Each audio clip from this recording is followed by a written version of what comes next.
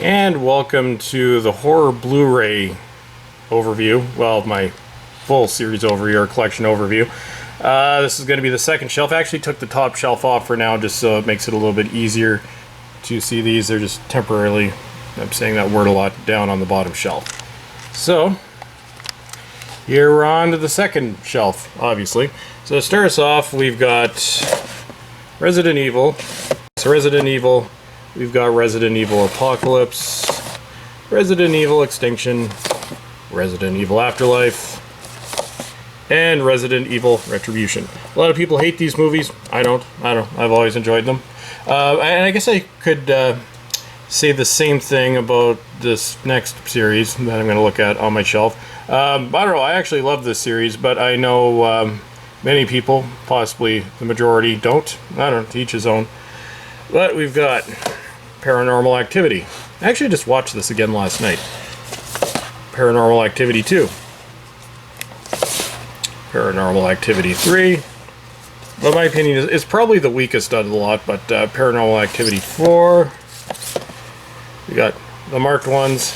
And then what is supposed to be the final chapter, the Ghost Dimension. Did an update of, I think I've covered all these in videos in the past. And then next we're going into the rest of my found footage section. And myself, I'm actually a big fan of found footage. Some people think the genre is getting a little old. I don't know. I maybe at some point I'll get sick of it. But here's the rest of what we've got here. So we've got Chronicle, Cloverfield, As Above, So Below. This is an awesome movie. We've got Quarantine. And, well, this one's kind of half and half. But, yeah, Chernobyl Diaries, it's half found footage, half not. And I guess I could have put The Visit in there as well. So, just to, for completion's sake, there's The Visit. It was down on my other shelf. Okay. And next we're into classic horror. Well, we're going to George Romero territory here. These are, well, not the best editions of, well, any of these really, but we've got the only release of Dawn of the Dead on Blu-ray. I don't even think this is available anymore. I remember at one point looking this up on Amazon, this maybe a couple years ago, and saw that it was going for like $300-400. Then, actually, in my opinion, one of the best remakes or reboots, Dawn of the Dead. This is the 2005 version. Then we've still got the Anchor Bay Steelbook of The Evil Dead.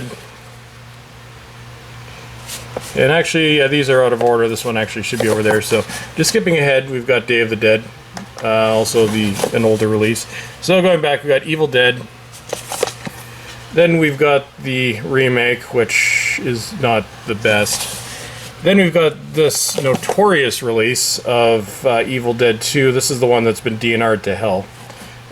Still haven't upgraded that, and I need to upgrade this one as well. This is the original Army of Darkness release. And next we've got 30 Days of Night. And the sequel, 30 Days of Night, Dark Days. I actually really like the first one. The second one, not so much. Then we've got remake, My Bloody Valentine 3D. Then I guess here we're going to kind of a small horror comedy section. Starts off, we've got Zombieland. Then the Steelbook, Canadian exclusive, Shaun of the Dead. Probably one of my favorite horror movies.